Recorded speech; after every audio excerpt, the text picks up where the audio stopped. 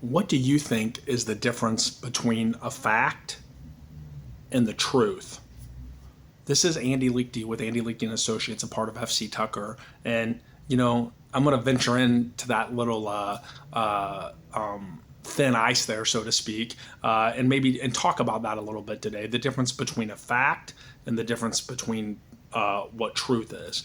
So, and I'm going to tie that in with the latest edition of the Central Indiana Real Estate Market Watch that I bring you each and every month.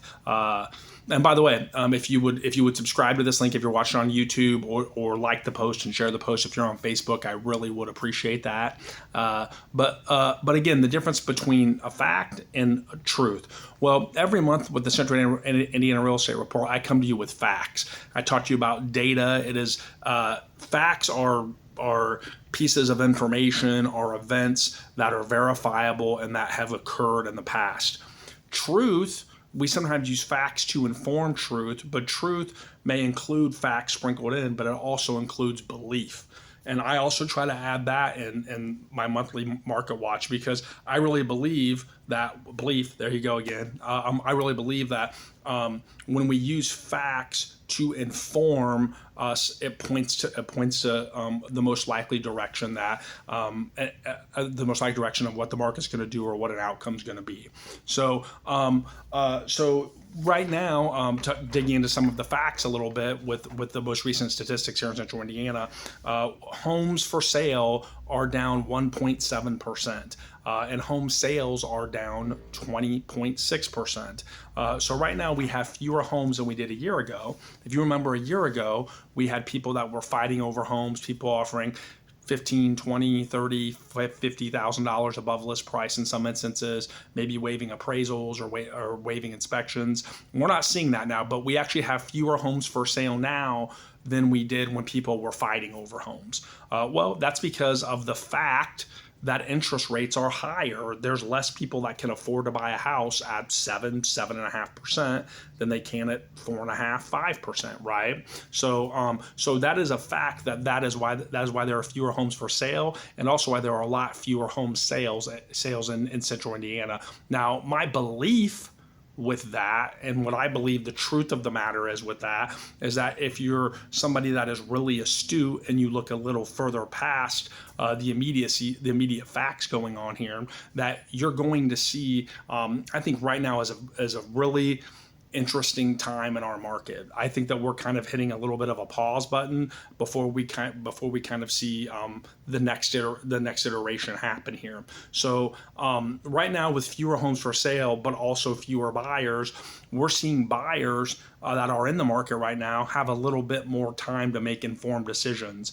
We're very rarely seeing people that, if really at all, I haven't seen in months now, that are waive inspections or maybe waive appraisals. We're just not having that dynamic right now. So if you're somebody that's looking to make a move, and you didn't want to get into a bidding war with other potential buyers 6 to 12 to 18 months ago, now through the end of the year, I think could be a really good opportunity for you to maybe see a little bit more flexibility in some of the terms that you can get when you're making an offer. And some people I know are concerned about interest rates are saying, well, hey, I'd love to take advantage of it, but the fact of the matter is, right, interest rates are higher. And I certainly understand that, and that's a legitimate concern. One thing that I would encourage anybody to think about is from a broader perspective here. We have fewer homes for sale now than we did a year ago. And actually, when we compare it to 4 years ago, which you guys that listen to me a lot know that I like to compare it to 4 years ago, we have 64.1% of homes for sale now than we did at this time in 2019. So for every 3 homes that were for sale in 2019, we only have 2 right now. So if rates were to drop from 7.5 down to 6, we would see more homes rise to get to the market, but we'd also see a lot more buyers coming in. Well, what do you think would happen to the prices if a lot more buyers jumped into the market? We would see them escalate and go higher again. Again, that is my belief, the difference between fact in truth here, right? But my belief is that would happen based upon what we've seen and how humans generally respond in market conditions like that. So right now, if you're somebody that's looking to make a move, and you're kind of sitting on the sidelines scared of interest rates, I would say think it through. And if you're able to lock a property down now and get and have a little bit more favorable terms, if rates go higher, you're going to be glad that you locked that rate in at 7.5%. If rates go lower, you're going to be glad. I think you're also going to be glad because you're going to see prices escalate and go up, and you'll be like, I'm glad I got my house when I did. And I'm seeing appreciation, and now I can just refinance to that lower rate. So I would encourage you, if you're looking to make a move, to kind of think about that dynamic. And if you're a seller right now, what does that mean for you? Well, that just means that we're getting back a little bit more to more normal market conditions. I noticed here when I did my research in Hamilton County in the last 90 days or so, the average sales price was 99.4%. And on the north side of Indianapolis, it was 99.7%. Those sales to list price ratios a year ago were running about 102 to 103%. So we're starting to see that normalize back down. And we are seeing market time slow a little bit more. It's 33 days on average days on market compared to 16 days a year ago. So really a little bit more than double. So again, you just have to be a little bit more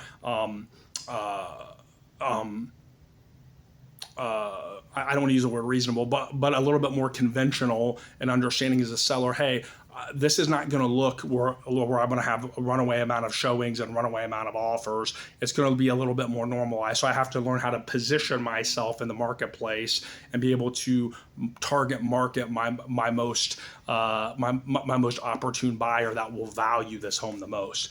And those are two things that we specialize here at Andy Leakey & Associates. So if you're somebody that's looking to make a move and you're looking to buy, I would encourage you to kind of think about the long-term implications of the interest rates, whether they go up or down, and maybe seeing how right now could be an opportunity for you. And sellers, that's nothing that you need to be scared of. You just need to make sure that we go back to some of the tried and true fundamentals here when it goes to getting a home sold, and making sure that we're winning that price war and beauty contest, and that we're positioning our home to be the most valuable in the marketplace to the most opportune buyer. So hopefully you found this information helpful.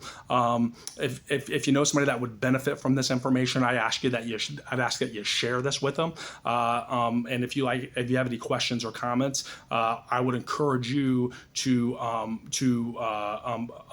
put those down in the comments below, and myself or one of my team members will be happy to get back with you on that. And as always, if you know somebody looking to make a move here in Central Indiana, we're never too busy for your referrals. Thanks so much.